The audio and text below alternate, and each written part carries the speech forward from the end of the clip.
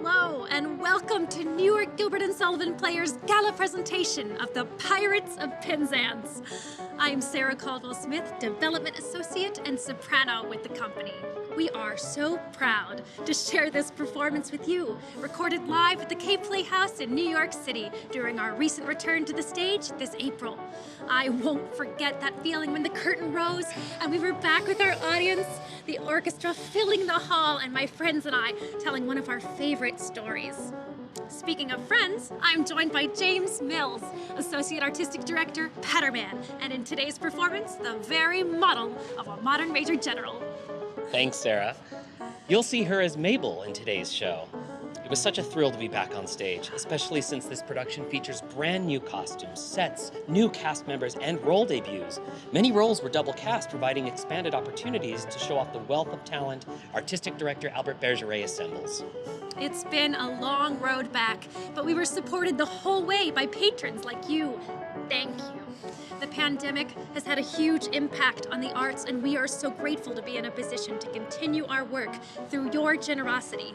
We're offering today's presentation at no cost to our viewers, but we are compensating our artists and staff. If you're so inspired, a donation of $50 or even more in recognition of their work would be greatly appreciated. Gifts can be made online at our website, nygasp.org/donate, or by check or phone. Yes, thanks so much for your support. Give us a shout out in the chat and let us know where you're tuning in from. We love connecting with fans far and wide. And stay tuned at intermission for a big announcement. We'll be revealing our plans for next season. Fear nothing. We will not keep you in an unnecessary suspense. So, let's get the show started. We hope you enjoy New York Gilbert and Sullivan Players' production of The Pirates of Penzance.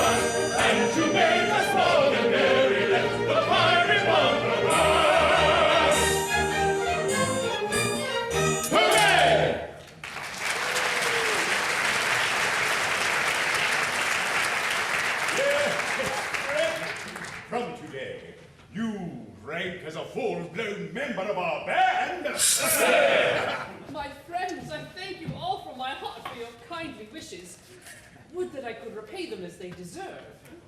What do you mean? Today I am out of my indentures, and today I leave you forever. This is quite unaccountable. A keener hand at scattering a cunard, or cutting out a white star. Never shift a hand, Spike. Yes, I have done my best for you. And why? It was my duty under my indentures, and I am the slave of duty. As a child, I was regularly apprenticed to your band. It was through an error. No matter, the mistake was ours, not yours, and I was in honor bound by it. Well, an error? What error? I may not tell you. It would reflect upon my well-loved root. Nay, dear master. My mind has long been gnawed by the cankering tooth of mystery. Better have it out at once.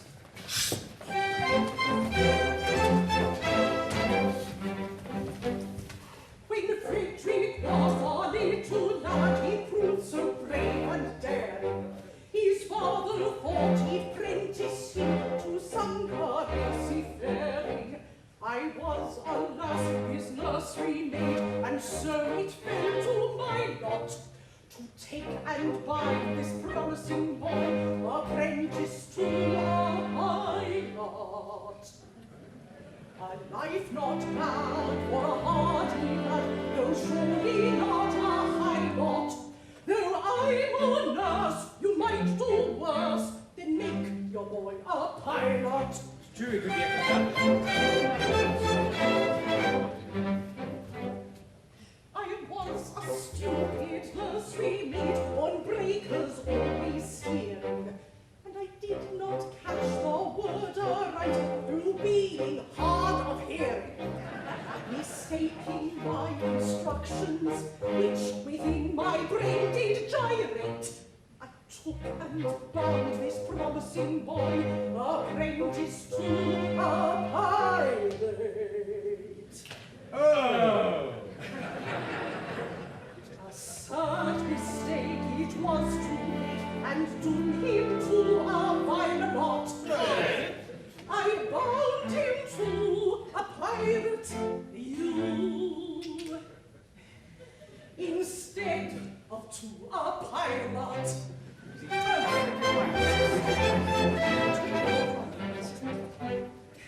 I soon found out beyond all doubt the scope of this disaster. But I hadn't the face to return to my place and break it to my master. A nursery maid is not afraid of what you people call work. So I made up my mind to go as a kind of piratical maid of all work. And that is how you find me now, a member of your Shylock, which you wouldn't have found had he been bound, apprentice to a pilot.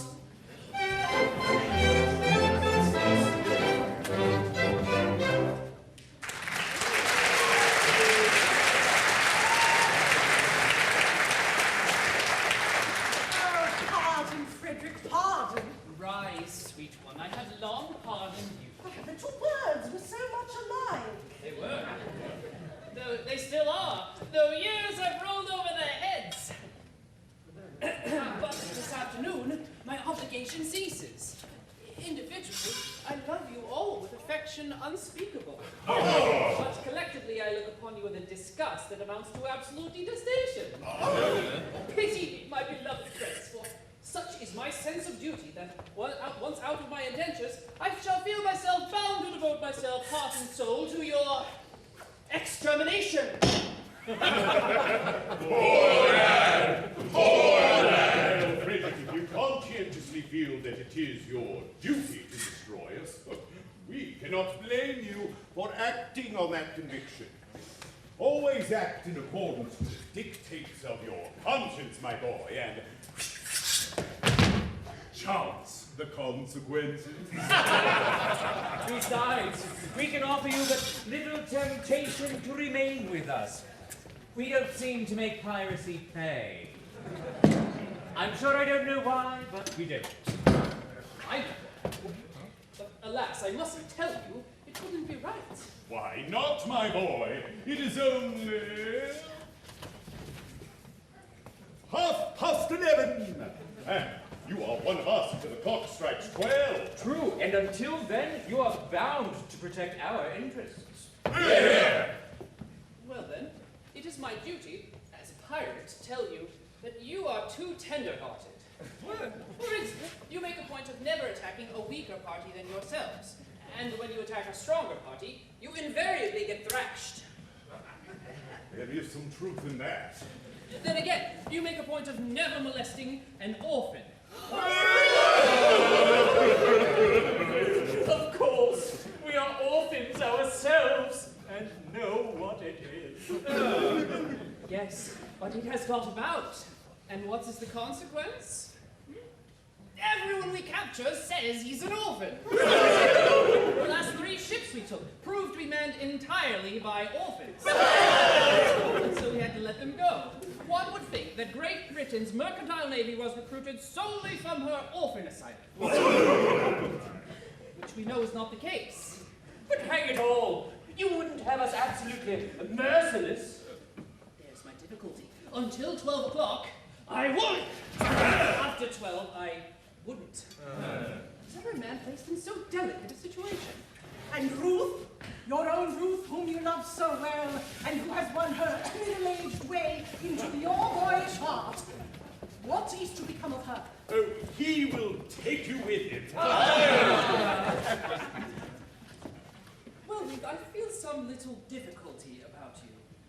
It is true that I admire you very much, but I have been constantly at sea since I was 8 years old, and yours is the only woman's face I have seen during that time.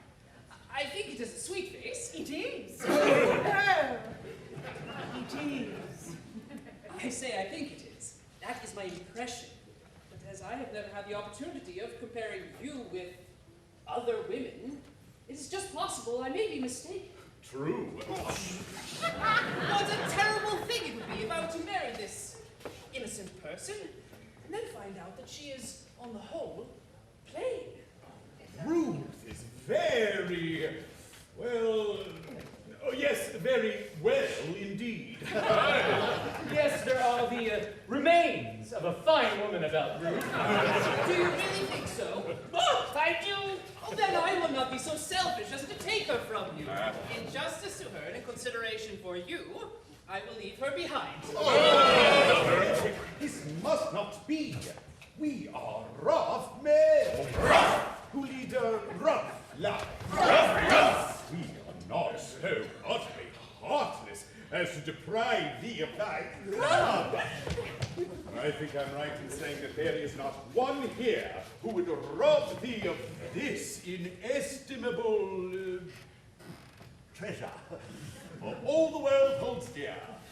Not one! No, I thought there wasn't. Keep thy love, Frederick, keep thy love. You're very good, I'm sure. Well, it's top of the tide, and we must be off. Farewell.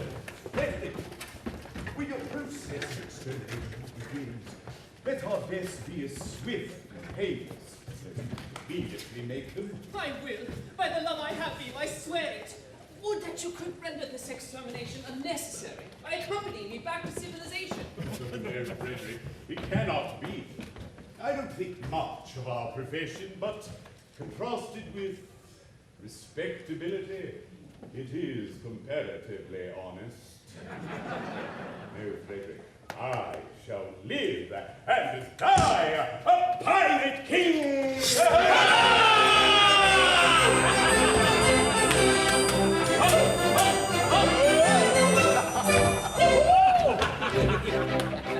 Oh, better far to live and die under the brave black flag I fly than play a sanctimonious part with a pirate head and a pirate heart. Away to the cheating, well, go you. Where pirates all are well to do. But I'll be true to the song I sing and live and die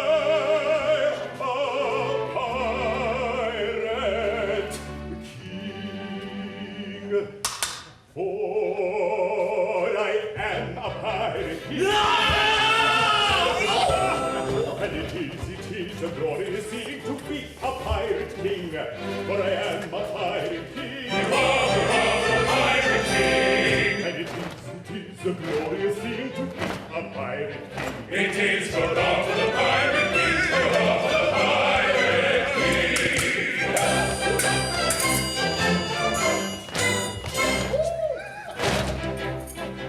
When I sallied forth to seek my prey, I helped myself in a royal way.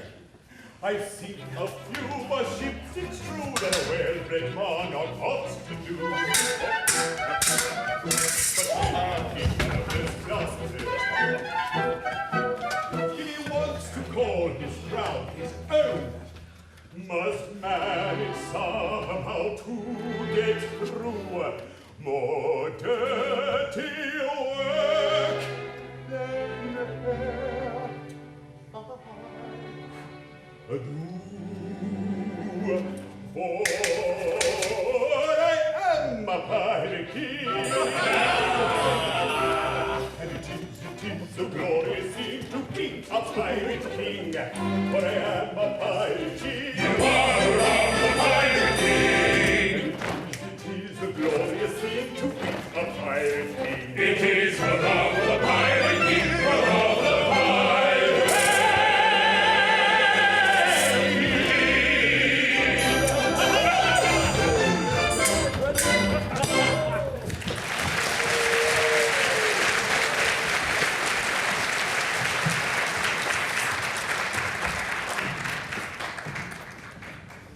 Oh, take me with you. I cannot live if I am left behind. Ruth, I will be quite candid with you. You are very dear to me, as you know, but I must be circumspect. You see, you are considerably older than I. A lad of 21 usually looks for a wife of 17. Wife of 17? Or you will find me a wife of 1,000. No, but I shall find you a wife of 47, and that is quite enough. Ruth, tell me candidly and without reserve, compared with other women, how are you? I will answer you truthfully, master. I have a slight cold, but otherwise I am quite well. I'm sorry for your cold, but I was referring rather to your personal appearance. Compared with other women, are you beautiful? I have been told so, dear master. Ah! But lately? No. Years and years ago. What do you think of yourself? It is a delicate question to answer, but I think I'm a fine woman. That is your candid opinion. Yes! I should be deceiving you if I told you otherwise. Thank you, Ruth. I believe you, for I'm sure you would not practice on my inexperience. I wish to do the right thing. And if, I say if, you are really a fine woman, then your age shall be no obstacle to our union. Oh, Frederick! Oh, surely I hear voices. Must be that your approach are almost inaccessible. Could it be the Department of Homeland Security? Oh, it does not sound it. Oh, confusion! It is the voices of young girls! If he should see them, I am lost! By all that's marvelous, a bevy of beautiful maidens!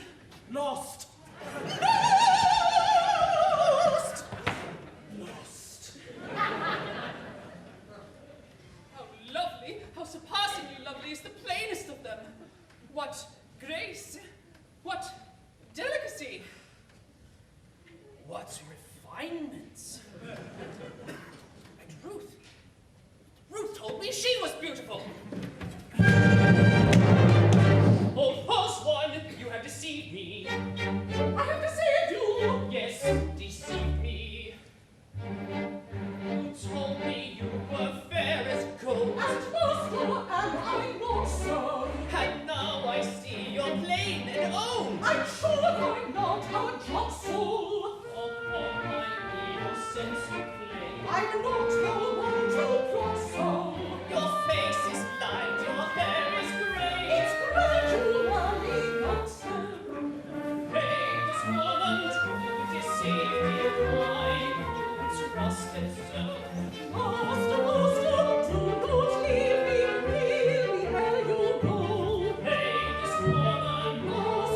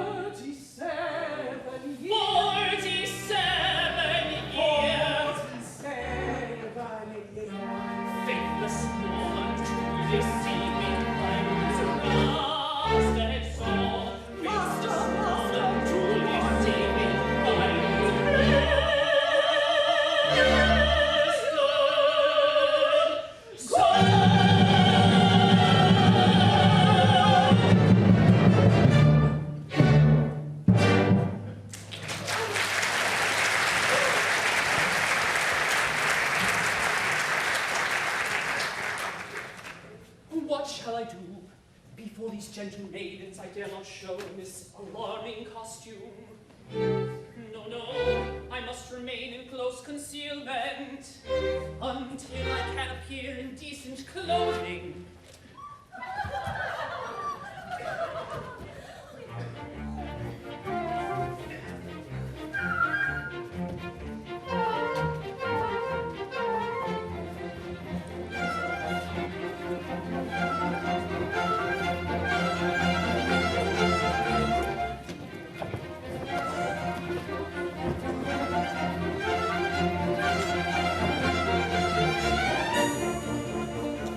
Climbing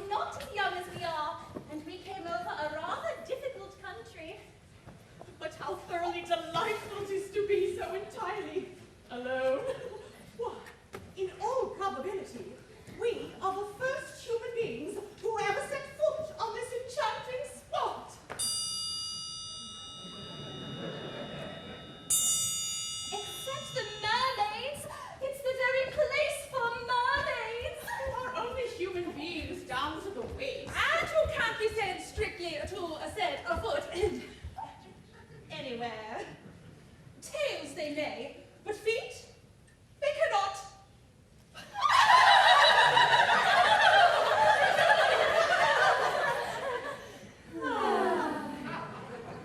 But what shall we do until Papa and the servants arrive with the luncheon? We are quite alone, and the sea is as smooth as glass. Suppose we take off our shoes and stockings, then paddle. Yes, the very thing. Stop, ladies, pray.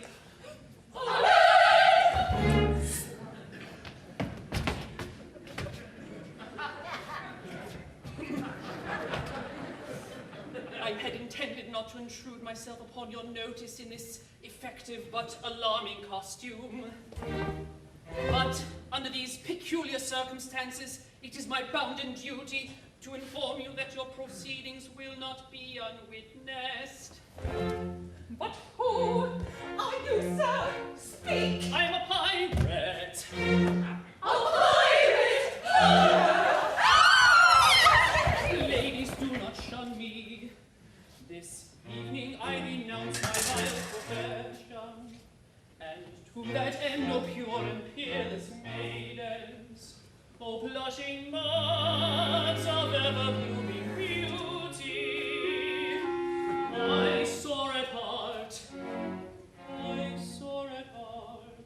implore your kind assistance. How pitiful his tale, how rare his beauty. How pitiful his tale, how rare his beauty.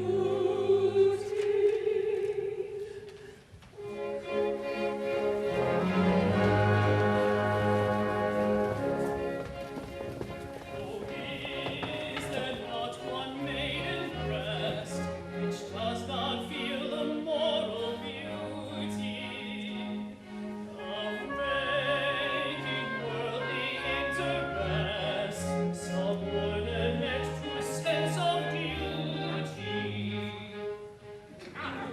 would not give up willingly your matrimonial ambition to rescue such an one as I from his unfortunate position. From his position.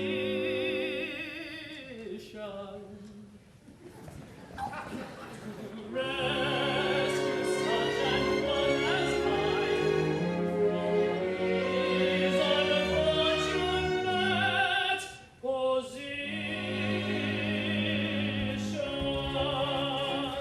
Alas, there's not one maiden breast which seems to feel the moral beauty of making worldly interest subordinate to sense of duty.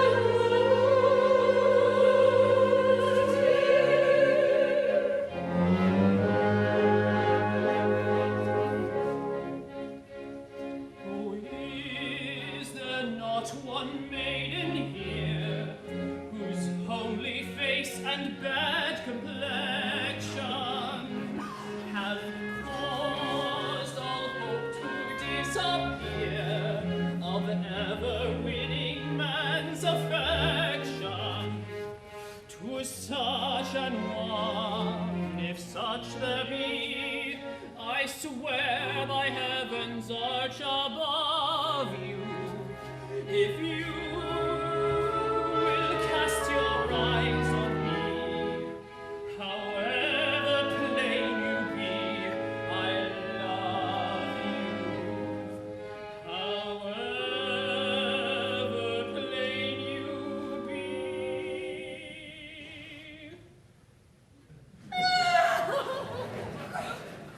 If you will cast your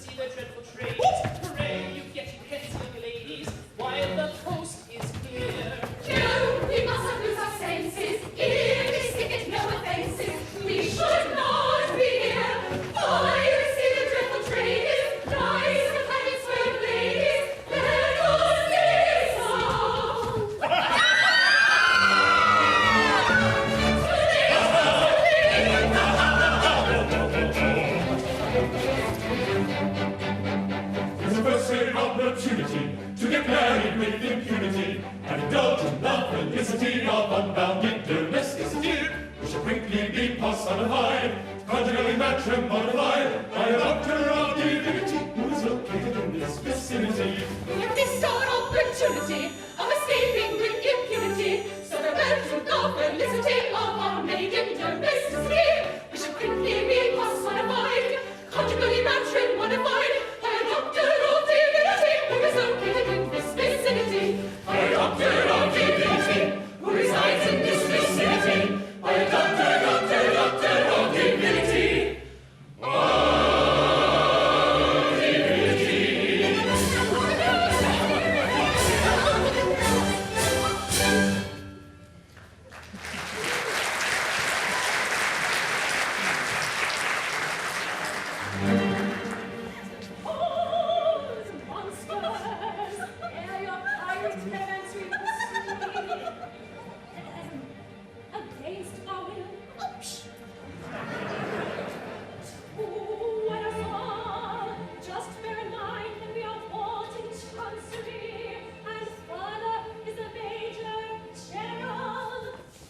We'd better pause, or danger may befall. Their father is a major general. Yes, yes, he is a major general. Yes, I am a major general. For he is a major general. He is a major general. It is a glorious thing to be a major general. It is a major general, a major general.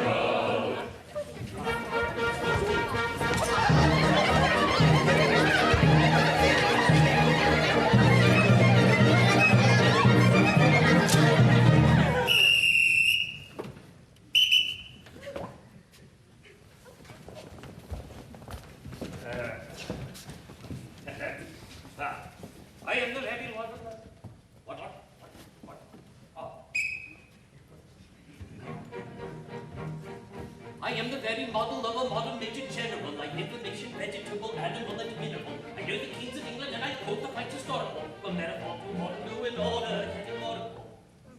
I'm very well acquainted too with matters mathematical. I understand equations both the simple and quadratical. About binomial theorem, I'm teeming with a lot of news.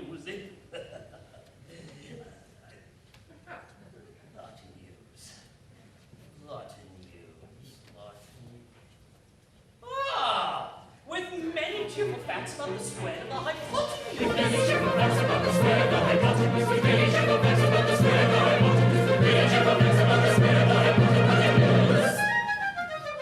I'm very good at integral and differential calculus. I know the scientific names of beings and calculus. In short, it matters vegetable, animal, and mineral. I am the very model of a model major general. In short, it matters vegetable, animal, and mineral. He is the very model of a model major general. I know our mythic history, king opposites and paradox. I answer hard acrostics and the prejudice of paradox. I quote an early giants of the crimes of Gilbert. In conics I can flaw peculiarities parabolous. I can tell undoubted Raphaels from Jedidaus and Sophonies. I know the croaking chorus from the thrones of Aristophanes. Then I can hum a bugle which I've heard the music's din of four. Din of four? Oh, heavens, I'll never think of a rhyme for din of four. What, never? Well, hardly ever. Ah! And whistle on the airs that infernal nonsense pinafore. And whistle on the airs that infernal nonsense pinafore. And whistle on the airs that infernal nonsense pinafore. And whistle on the airs that infernal nonsense pinafore. Then I can write a Washington and Babylonic cuneiform and tell you every detail of the righteousness uniform. In short, in matters vegetable, animal, and mineral, I am the very model of a modern major general. In short, in matters vegetable, animal, and mineral, he is the very model of a modern major general. In fact, when I know what is meant by mamelon and ravelin, when I can tell at sight a Mauser rifle from a javelin. Papa, it's the other way around, actually. What? When such affairs as sorties and surprises I'm more wary at, and when I know precisely what is meant by commissariat, when I have learned what progress has been made in modern gunnery, when I know more of tactics than a novice in a nunnery, in short, when I've a smattering of elemental strategy.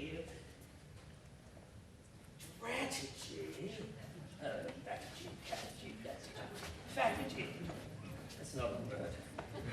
Oh, Isabel. Yes, dear. Are you quite sure? Well, can you use it in a sentence? There was Never mind, my dear, we haven't time. You'll say that a Major General has never sat a G. You say that a Major General has never sat a G. You say that a Major General has never sat a G. You say that a Major General has never sat a G. All my military knowledge, they were plucky and inventory. It's only been run down to the beginning of the century. But still, in matters vegetable, animal, and mineral, I am the very model of a modern Major General. Still, in matters vegetable, animal, and mineral, he is the very model of a modern Major General.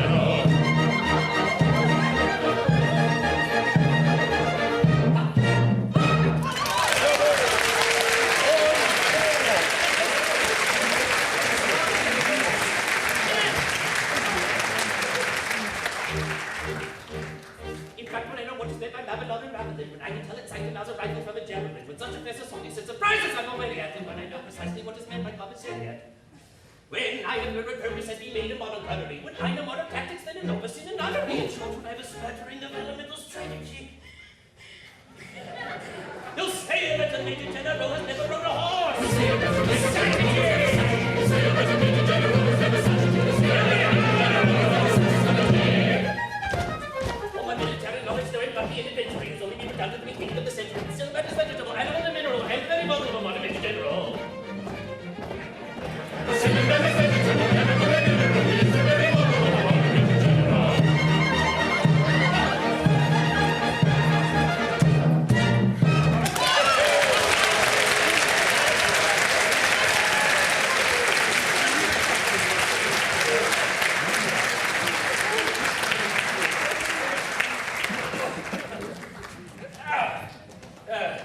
And now that I've introduced myself, I should like to have some idea of what's going on. Permit me. I'll explain in 2 words. We propose to marry your daughters. Dear me! Against our wills, Papa! Against our wills! Oh, but you mustn't do that. May I ask? This is a picturesque uniform, but I'm not familiar with it. What are you? We are all single gentlemen. Yes, I gather that. Anything else? No, nothing else. Papa, don't believe them. They are pirates! The famous pirates of Penzance! The Pirates of Penzance! I've often heard it there. all except this gentleman, who was a pirate once, but who is out of his indentions today, and who means to lead a famous dance at But wait a bit. I object to pirates as sons-in-law. Well, we object to Major Generals as fathers-in-law. We wave at them. We do not criticize. We look over. Ah, an idea! And do you mean to say that you would deliberately rob me of these, the sole remaining props of me old age, and leave me to go through the remainder of my life, unfriended, unprotected, and alone? Well, yes, that's the idea. Tell me, have you ever known what it is to be an orphan? Oh, dash it all! Here we are again. I ask, have you ever known what it is to be an orphan? Orphan? Yes, orphan. Have you ever known what it is to be one? I say, orphan. Orphan, orphan, orphan!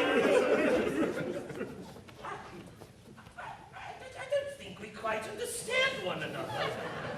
I ask you, have you ever known what it is to be an orphan? And you say orphan. Now, as I understand you, you're merely repeating the word orphan to show that you understand me. I didn't repeat the word orphan. Pardon me, you indeed. I only repeated it once. True, but you repeated it. But not orphan.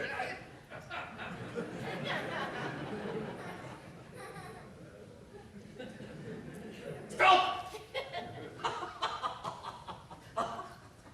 Oh, I think I can see where we're getting confused.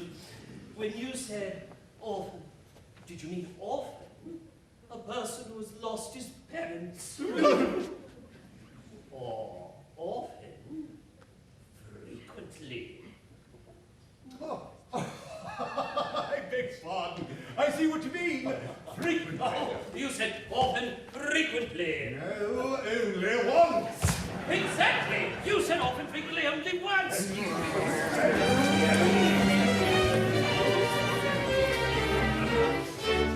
O men of dark and dismal fate, forego your cruel employ.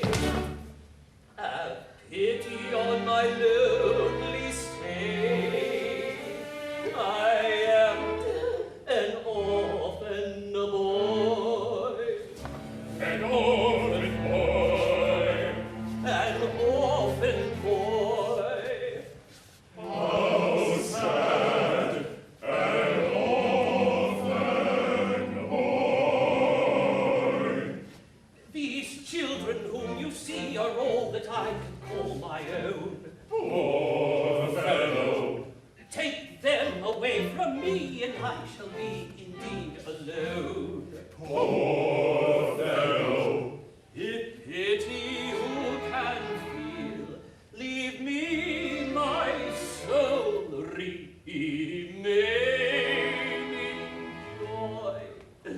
See, at your feet they kneel, your hearts you cannot steal, against the sad, sad tale of the lonely. Orphan boy. Poor fellow.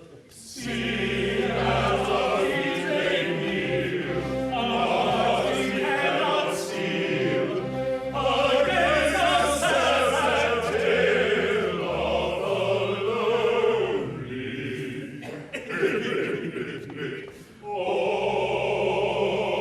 Orphan boy. The orphan boy. The orphan boy, see at our feet they kneel, our hearts we cannot steal, against the tale of the lonely. Orphan.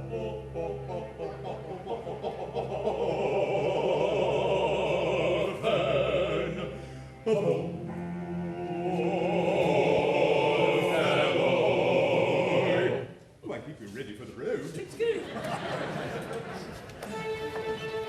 I'm telling a terrible story, but it doesn't diminish my glory. But they would have taken my daughters over the widowing waters if I hadn't inanimate conviction and lost in an instant fiction, which is not in the same category as telling a regular terrible story. Telling a terrible story, telling a terrible story. It's one of the coolest songs I've ever heard in these waters. It's easy and impatient to call it an innocent fiction, but it comes in the same category as telling a regular terrible story. It's easy and impatient to call it an innocent fiction, but it comes in the same category as telling a regular story.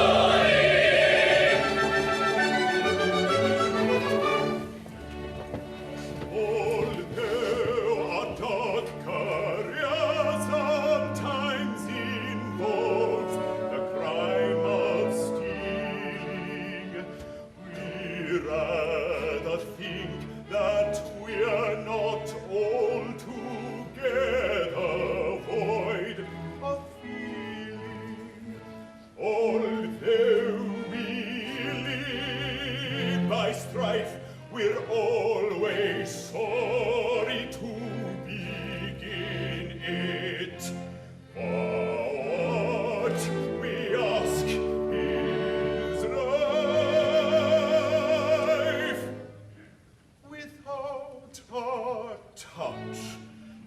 poetry in it.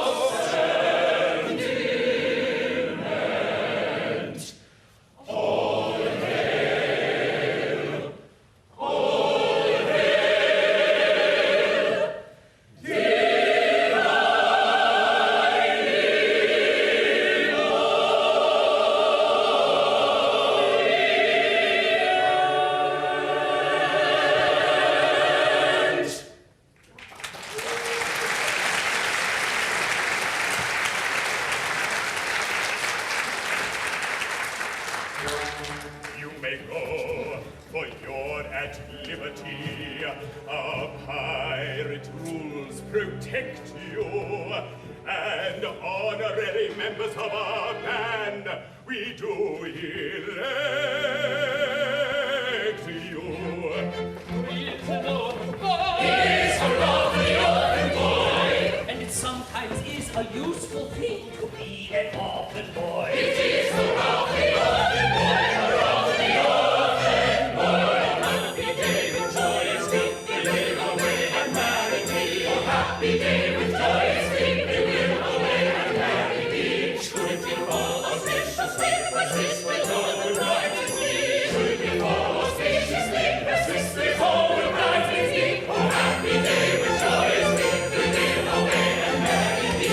Should we fall auspiciously, persist with all the right with me. Should we fall auspiciously, persist with all the right with me.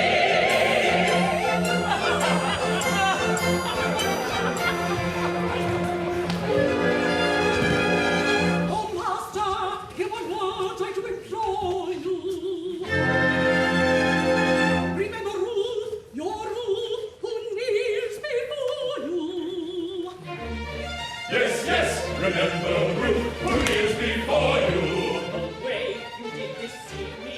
Oh, way you did deceive him. Oh, do not leave me. Oh, do not leave The her. way you grieved me. Oh, way you grieve him. I wish you'd leave me. We wish you'd leave him.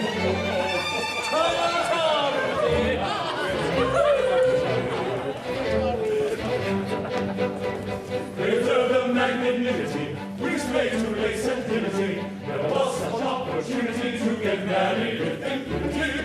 Give up our felicity, our bounding domesticity, to the doctor of divinity, in the beautiful vicinity.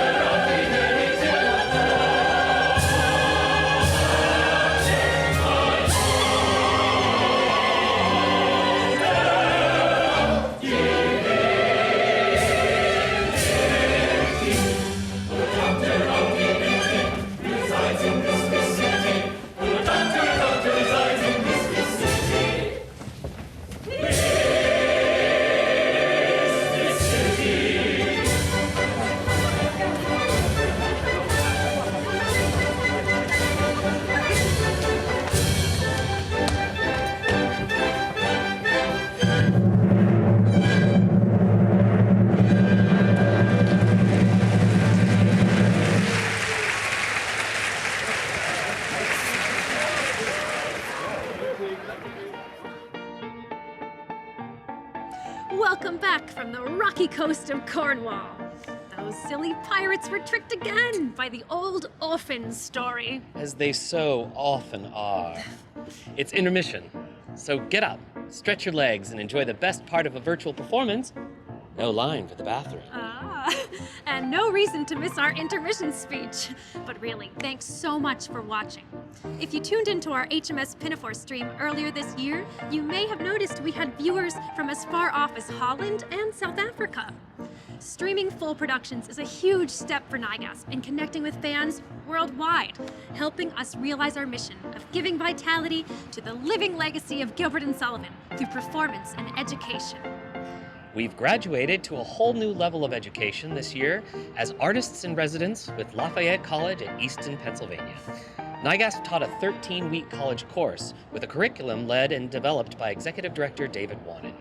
Students received weekly instruction in the history and relevance of Gilbert and Sullivan and experienced live musical performances by NIGASP principals of the Pirates of Penzance, Patience, Iolanthe, the Mikado, Ruddigore, and the Yeoman of the Guard. James was one of the principal teaching artists, along with longtime company contralto Angela Christine Smith and me, all spearheaded by Professor Wannen. Thanks to all of our artists who came out and performed their signature roles. The students got to come into the city and see pirates in person and made GNS their own by writing original patter songs and performing scenes from the operas in class. I think we can all agree that even seasoned Savoyards like ourselves learned a lot throughout the course. It was great to see these students connect with the material and bring their own viewpoints into it. It really was. This course was the perfect encapsulation of our mission to introduce this material to the next generation. And a big thank you to Professor Tony Cummings and presenter Hollis Ashby for bringing us in. And another big thank you to Bruce McEver and Thomas Byrne for their support of the project. We are always working to expand our educational outreach in addition to bringing GNS to communities across the country. We're going to be very busy next season, bringing all of the big three on tour, which is an amazing opportunity for our artists and audiences nationwide.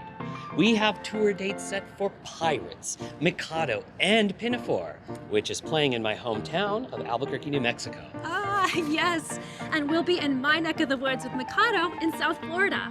But we can't forget our wonderful New York audience. Let's announce what we're planning for next season here in town. We are kicking things off by celebrating our fantastic Asimov Award recipient, Amy Maud Helfer, who is playing Kate in today's Pirates. Her recital in September will feature an insightful blend of opera, musical theater, and GNS, brilliantly curated and conceived by Amy, showcasing the collaborative prowess of the NIGASP roster of artists. Then, at long last, it's too much happiness to announce that the Gondoliers will finally dock at the Kaye Playhouse October 28th through 30th for 4 performances. It's been 8 years since we last performed the show, and we know it will be worth the wait. HMS Pinafore will drop anchor over the holidays at the Kaye with 6 performances over 2 weekends, December 30th to 31st and January 7th and 8th. Finally, we close the season at the Marjorie S. Dean Little Theater with our award-winning cabaret, I've Got a Little Twist, April 21st through 23rd. We are so thrilled to produce a full New York season and a robust touring schedule. But as you can imagine, funding a company of 45 actors, instrumentalists, and production staff is no small feat. As a 501c3 nonprofit arts organization, we depend on your generosity to help spread the joy, satire, and beauty of GNS. All contributions are 100% tax deductible and are a crucial part of our success. Please consider giving if you can, and play your part in preserving the living legacy of Gilbert and Sullivan in the hands of NIGASP's consummate artists. Gifts can be made on our website at nigasp.org/donate or by phone or mail. Thank you to those who have already given. You are the bulwarks of NIGASP's greatness. Yes, thank you so much. And speaking of NIGASP's greatness, it's almost time to return for the second act of The Pirates of Penzance. I hope you can feel the electricity in the air as the company revels in doing what they do best in this sparkling performance. Let's hear a little bit from one of the newest members of our band, Matthew Carter, as he talks about his maiden voyage with NIGASP. We'll then hear from veteran contralto Kathleen Burke, who is stepping into a newer role for her as Ruth, the piratical maid of all work. Hello, my name is Matthew Carter, and I'm one of the newest company members of the New York Gilbert and Sullivan Players. Not only is this my first show with NIGAS, but it's also my first show in the city, being that I moved to New York City this previous October. And coming in, I was incredibly anxious to perform at this level, but everyone was so welcoming and warm and just seeping with talent. They really motivated me to put my best work forward and have the most fun doing it. And I'm incredibly thankful to be part of this family now. Thank you so much for your support and enjoy the show. Hello, my name is Kathleen Burke and I am playing Ruth in today's production.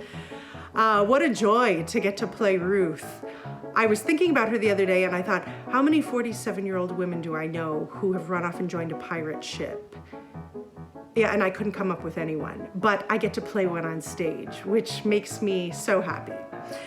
This production in particular was such a joyous production. As you know, we hadn't been able to put up a production in New York City due to the pandemic in over 2 years. And this production was supposed to go up in January.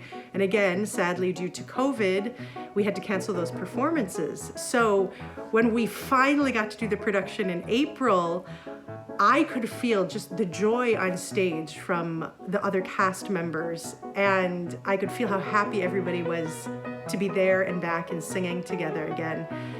And I have to thank the New York audiences because they came out in droves, and I personally could feel the support from the audience. I could tell that everyone was so happy to be there. They were screaming and clapping and having such a great time, and that's contagious. We felt that. So thank you so much. And thank you to those of you who are watching today. Thank you for supporting our theater. Thank you for supporting NIGASP. And I hope you enjoy, really, truly enjoy the rest of this production. Thank you. Grab the best seat in your house as we return to the Major General's estate and enjoy some of Sullivan's most beautiful music paired with one of Gilbert's topsy-turviest paradoxes. Enjoy the exciting conclusion of the Pirates of Penzance.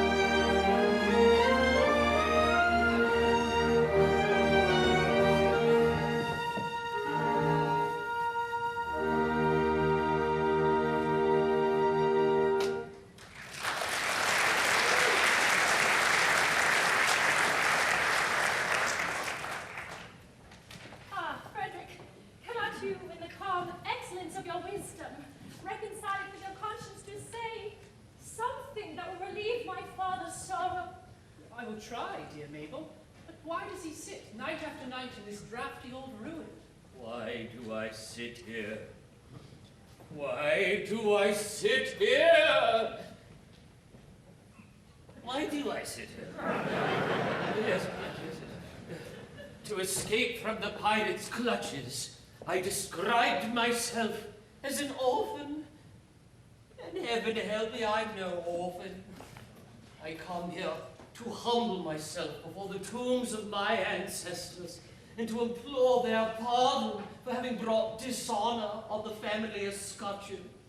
But you forget, sir, you only bought the property a year ago, and the stucco on your baronial castle is scarcely dry.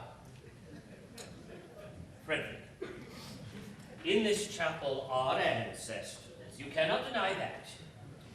With the estate, I bought the chapel and its contents. I don't know whose ancestors they were, but I know whose ancestors they are.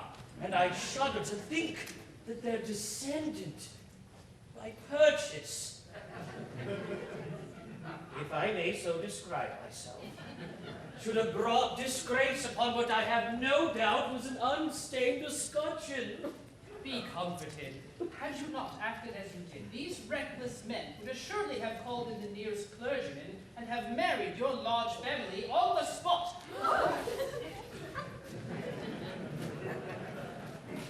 I thank you for your proffered solace, but it is unavailing. I assure you, Frederick, that such is the anguish and remorse I feel at the abominable falsehood by which I escaped these easily deluded pirates, that I would go to their simple-minded chief this very night and confess all! Did I not fear the consequences would be most disastrous to myself. At what time does your expedition march against these scoundrels? At 11, and before midnight, I hope to have atoned for my involuntary association with pestilent scourges by sweeping them from the face of the earth. And then, dear Mabel, you will be mine. Are your devoted followers at hand? They are. They only wait my orders. Then, Frederick, let your escort, lion-hearted, be summoned to receive a general's blessing ere they depart upon their dread adventure. Dear sir, they come.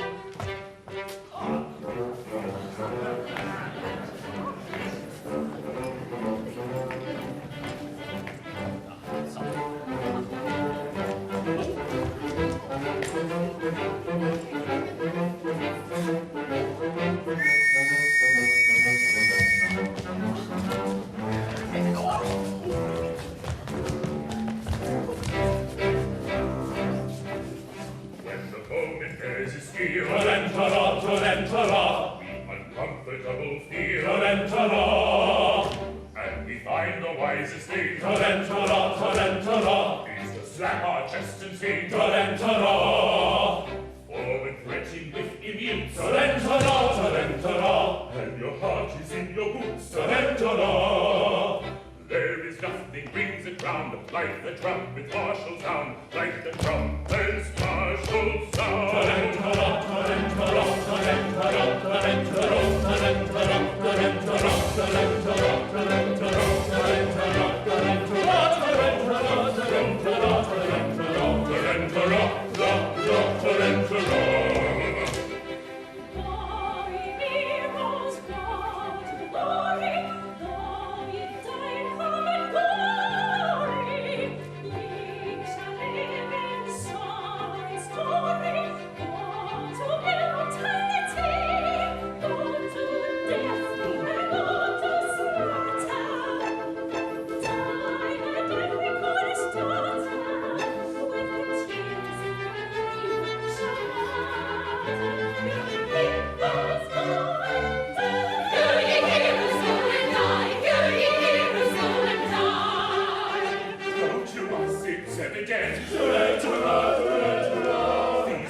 These are well meant. Such expressions don't appear. Calculated meant to cheer. to meet their fate in a highly nervous state. Oh, buck up, men! Still to us is evident, these attentions are well meant. Ta-ran-ta-ra, ta-ran-ta-ra, ta-ran-ta-ra. Go and do your first endeavor, and before our lips we sever, we will say farewell forever. Go to glory and praise. Go to glory and praise.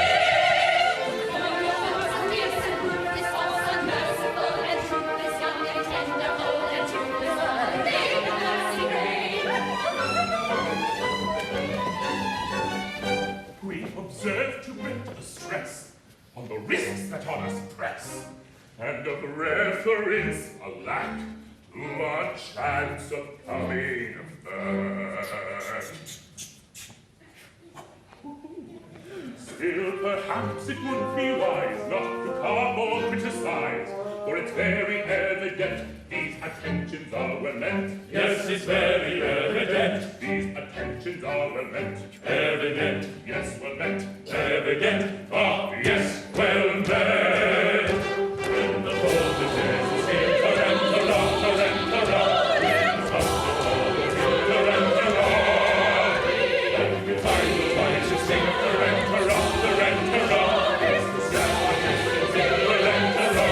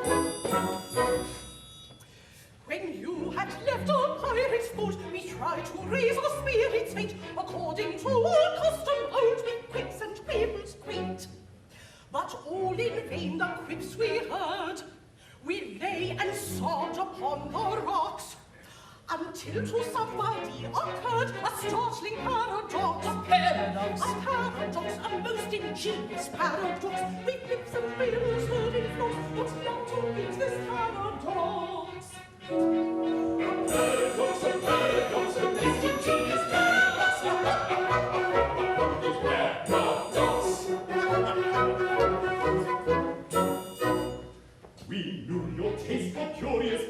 pranks and contradictions queer, and with a laughter on our lips we wished you there to hear. We said if we could tell it him, how Frederick would the joke enjoy. And so we risked both life and limb to tell it to our boy. That paradox, that most ingenious paradox, we puts and quivers her in plot, but none to beat this paradox. A paradox, a most ingenious paradox. That's paradox.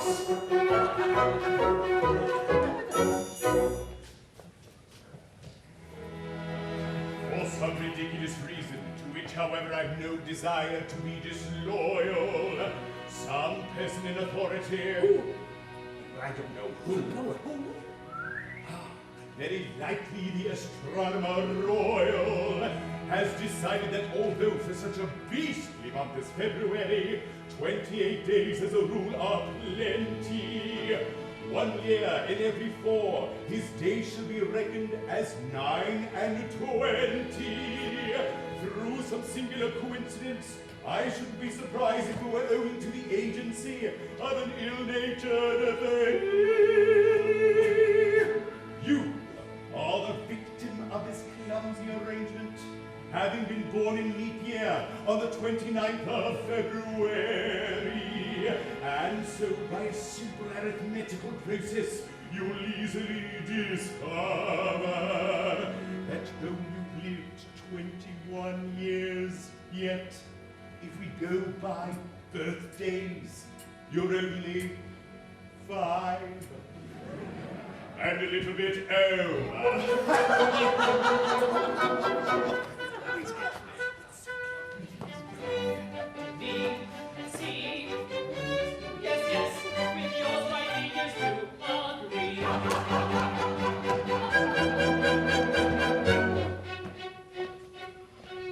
How quaint the ways of paradox, at common sense she came us. Though counting in the usual way as 21 I've been alive, yet reckoning by my natal day, 4, 8, 12, 16, I am a little boy of 5. He's a little boy of 5.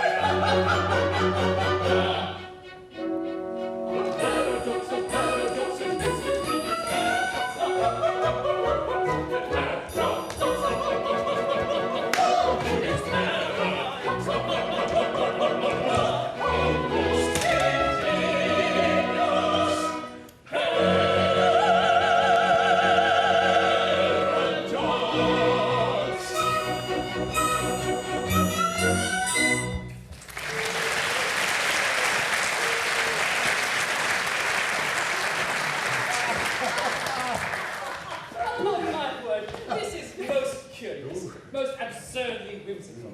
5 1/4. No one would think it to look at me. You are glad now, I'll be bound, that you spared us. You would never have forgiven yourself when you discovered that you had killed 2 of your comrades. My comrades? I'm afraid you don't appreciate the delicacy of your position. You were apprenticed to us. Until I reached my 21st year. No, until you reached your 21st birthday. Going by birthdays, you're as yet only 5 1/4. I got you again. You don't mean to say you're going to hold me to that? No, we merely remind you of the fact and leave the rest to your sense of duty. Your sense of duty! Don't put it on that footing. As I was merciful to you just now, be merciful to me. I implore you not to insist on the letter of your blood just as the cup of happiness is at my lips. Oh, we insist on nothing. We content ourselves with pointing out to you your duty. Your duty! Well, you have appealed to my sense of duty, and my duty is only too clear. I abhor your infamous calling. I shudder at the thought that I had ever been mixed up with it. But duty is before all. At any price, I will do my duty. Bravely spoken. Come, you are one of us. What's more, Lead on. I follow. Oh, horror! What's the matter? I wanted to tell you. No, I cannot do it. And yet, as one of your band. Speak out. I charge you by that sense of conscientiousness to which we have never yet appealed in vain. General Stanley. Yes? Father of my Mabel. Yes. He escaped from you on the plea that he was an orphan.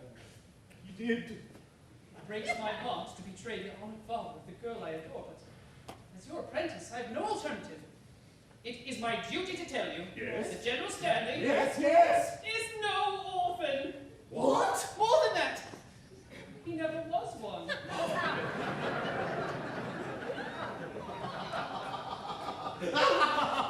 Orphan. Oh, you said orphan frequently. No, I meant orphan to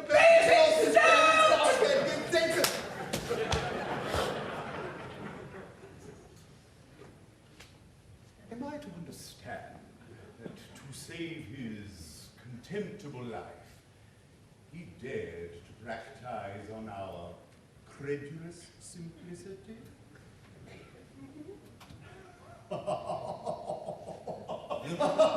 Our revenge shall be swift and terrible. We will go and collect our band and attack Tremorden Castle this very night. But stay! Not a word. He is doomed. Away, away, my house on fire. I burn this place to set to repay. This very noise, my vengeance I shall clutch itself and go away, away.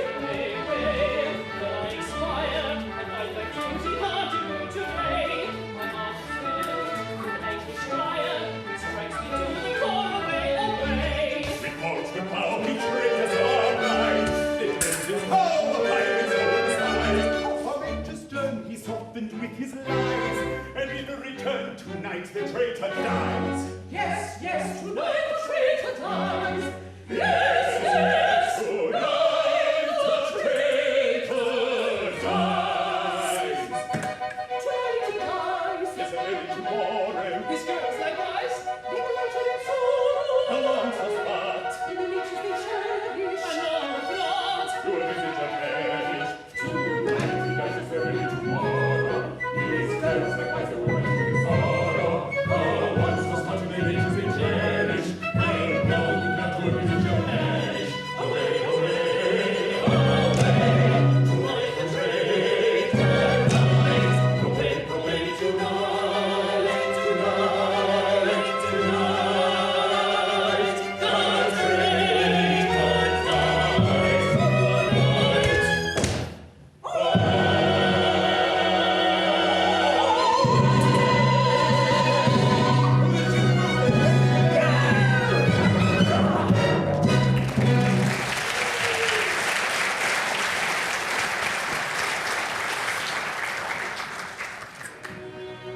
All is prepared. You're getting away to you.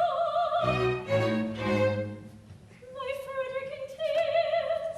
It cannot be that Lionheart craves at the coming conflict.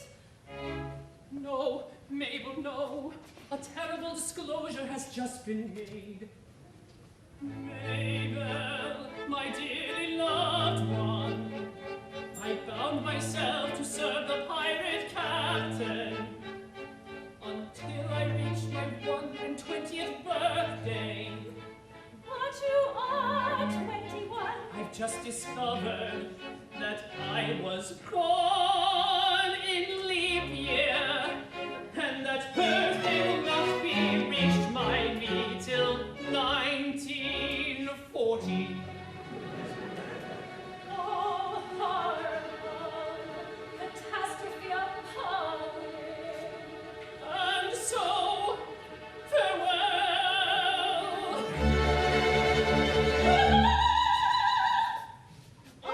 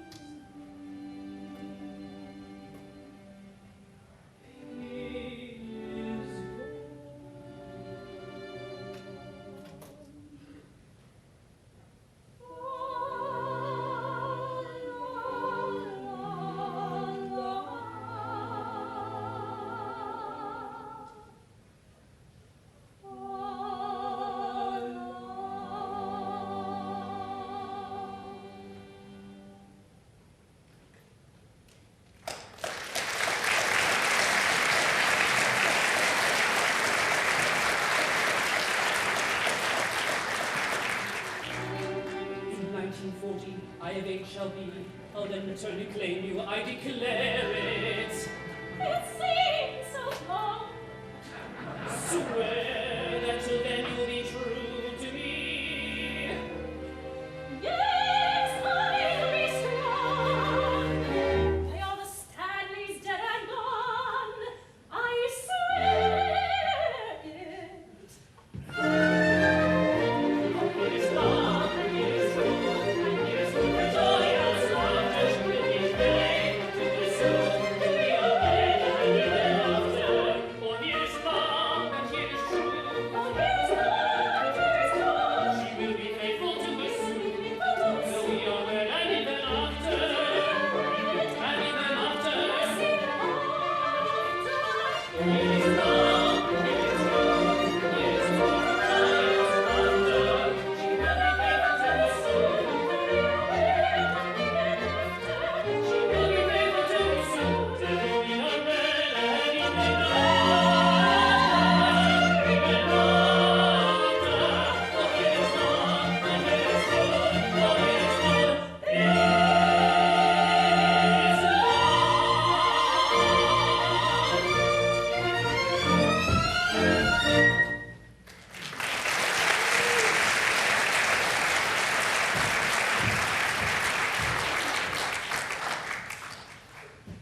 No, I am brave.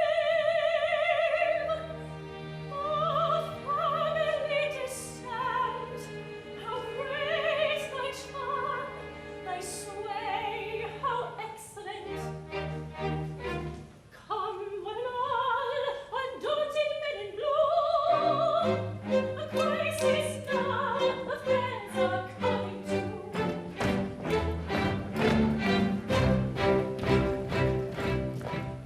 Both in body and in mind.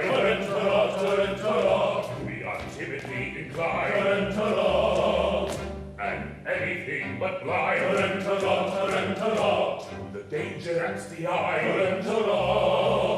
But when the danger's near, we manage to appear. As insensible to fear as anybody here, as anybody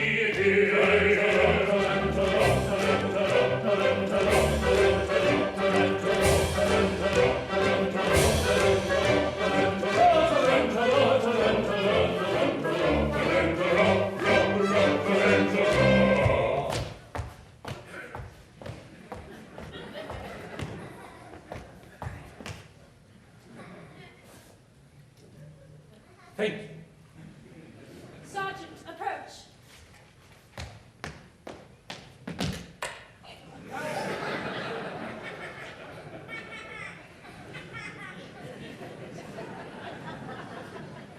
Young Frederick was to have led you to death and glory.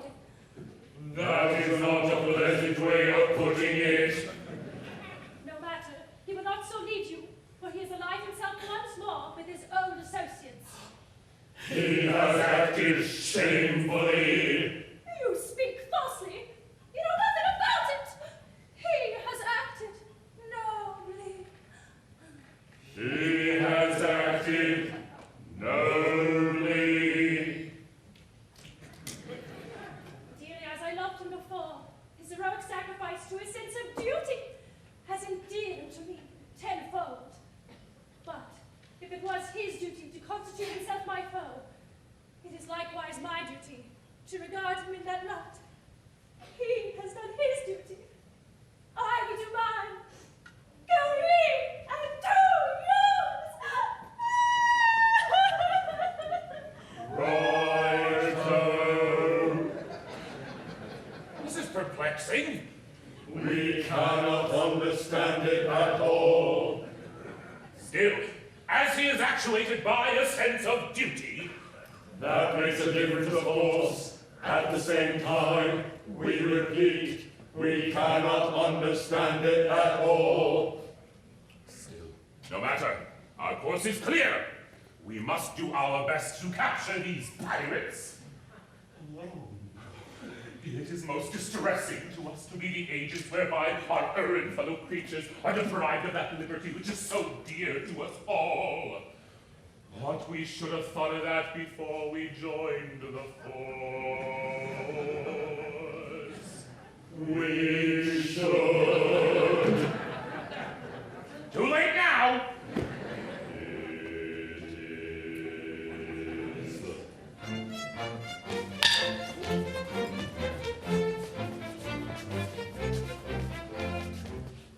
When a felon's not engaged in his employment, or maturing his felonious little plans, his capacity for innocent enjoyment, is just as great as any honest man.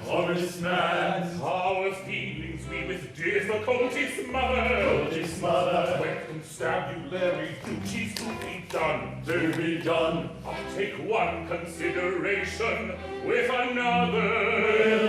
A policeman's lot is not a happy one. Oh, when constabulary duties to be done, a policeman's lot is not a happy one. Happy one.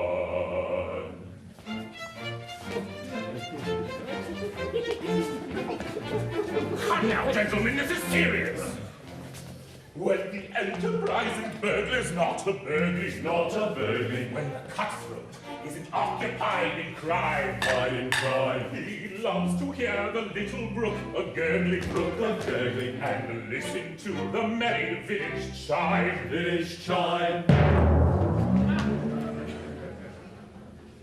Excuse me, one moment. I beg your pardon. Hello, how are you this evening? Having a good one? I'm not sure if you're listening to what we just said, but the lyric was merry village chime, and then you went. It's not quite a chime. Would you like to give it another go? Lovely! Very well done, thank you. A couple of years off and things go all higgledy-piggledy. When the coster's finished jumping on his mother, he loves to lie basking in the sun. Or take one consideration with another. A policeman's lot is not a happy one.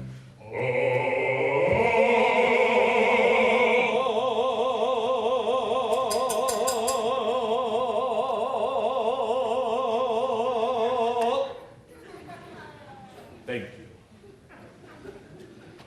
When constabulary duties to be done, a policeman's lot is not a happy one. Happy one.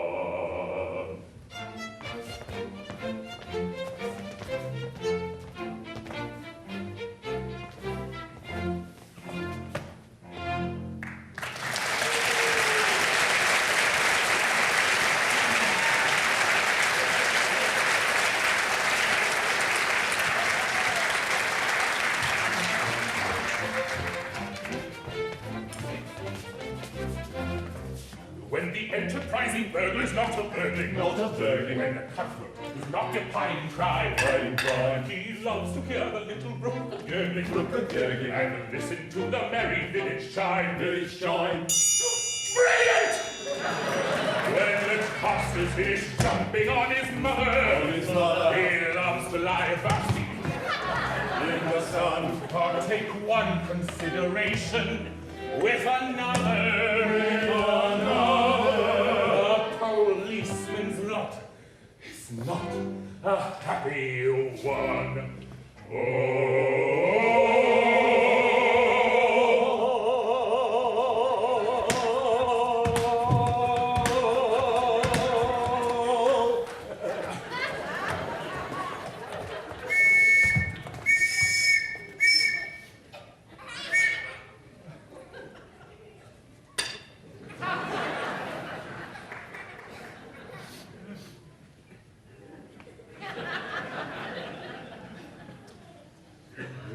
Stand ready, duties to be done, to be done. Our policeman's lot is not an happy one. Happy one.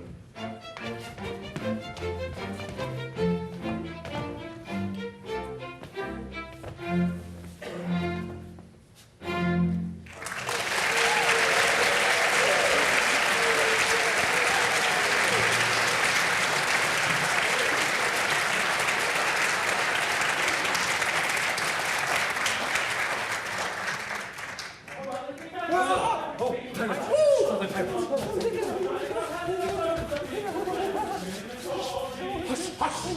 I hear them on the manor approaching. With stealthy steps, the pirates are approaching. We are...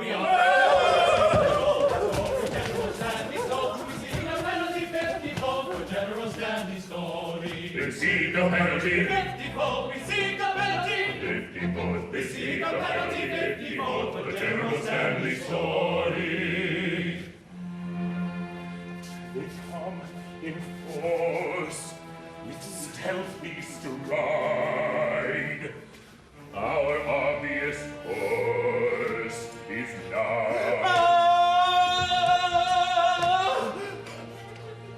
to hide.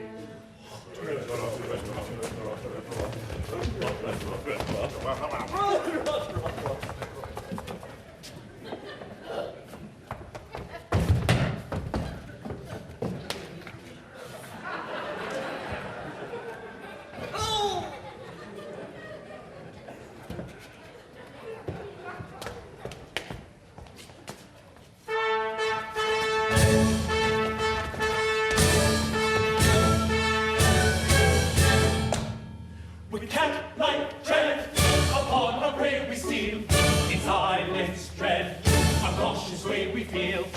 No sound at all, we never speak a word. A fly's foot forward with the stealthy herd. So stealthily the pirate creeps while the house soundly sleeps.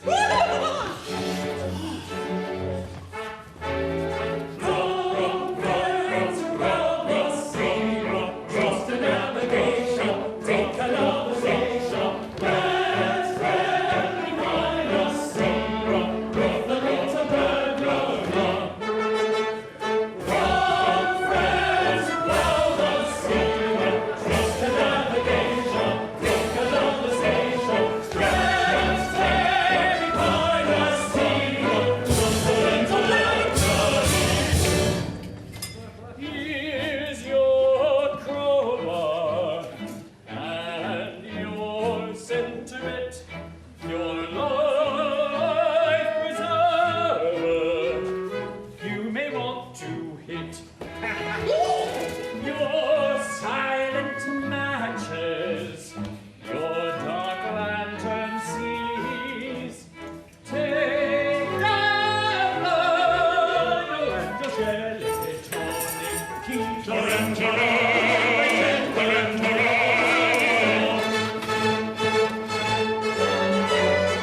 Cat-like tread, upon our prey we steal. In silence dread, a cautious way we feel. No sound at all, we never speak a word. A fly's foot forward with the stealthy herd.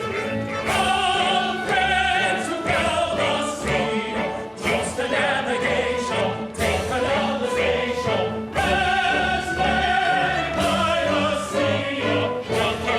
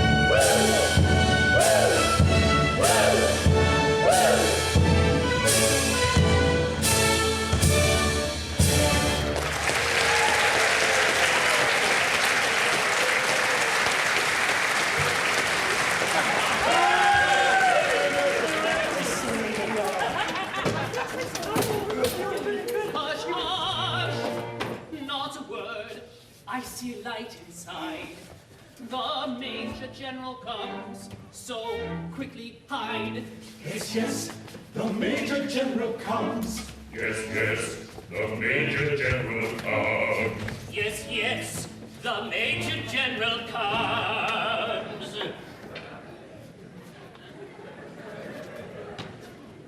Tormented with the anguish dread, falsehood unatoned, I lay upon my sleepless bed and tossed and turned and groaned.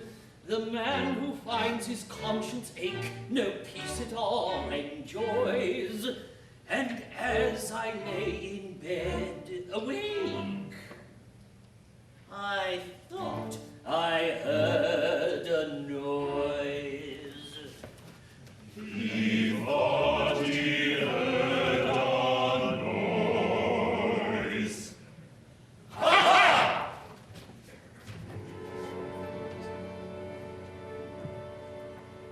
No. All is still in Dale on Hill. My mind is set at ease. So still the scene it must have been. The sighing of the breeze.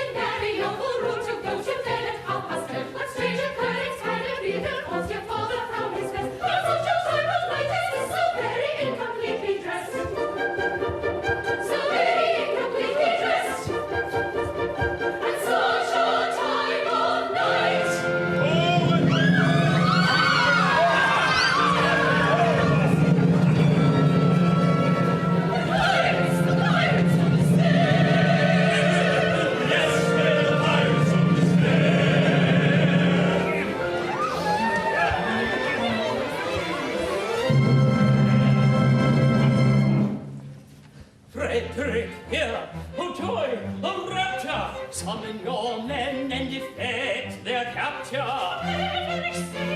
Beautiful fable, I would if I could, but I am not able. He's telling the truth, he is not able.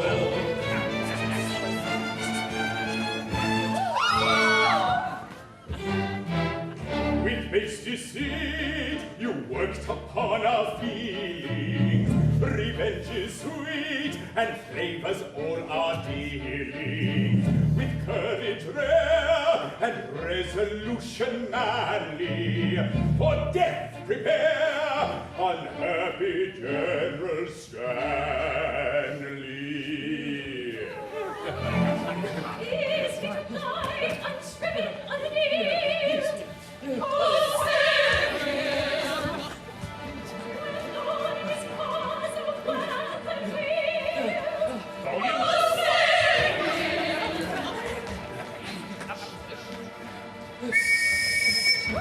Yes, we are here, the winner to conceal. Cold constabulary, piracy.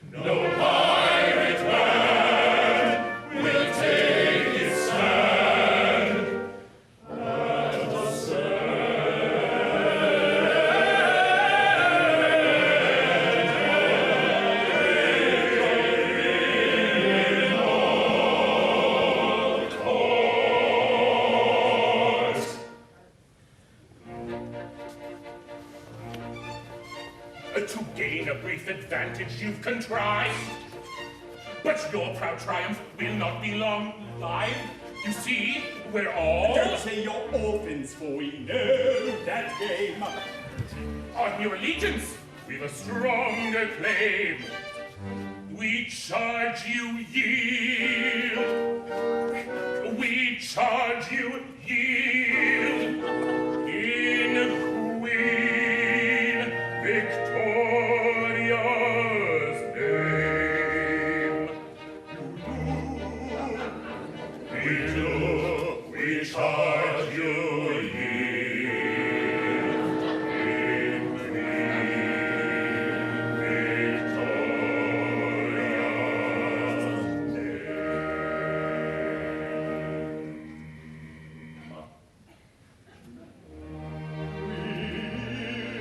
At once with humble plea,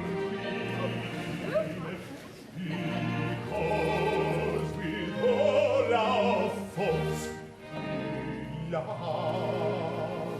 our Queen. Yes, yes, with all their faults they love their Queen. Yes, yes, with all their faults they love their Queen. Away with them and place them at the bar. One moment, let me tell you who they are. They are no members of the common throng. They are all noblemen who have gone wrong. They are all noblemen who have gone wrong. No Englishman unmoved that statement hears, because with all our fault we love our house of peers. I pray you pardon me, ex-pirate king. Peers will be peers, and youth will have its fling. Resume your ranks and legislative duties, and take my daughters, all of whom are beauties.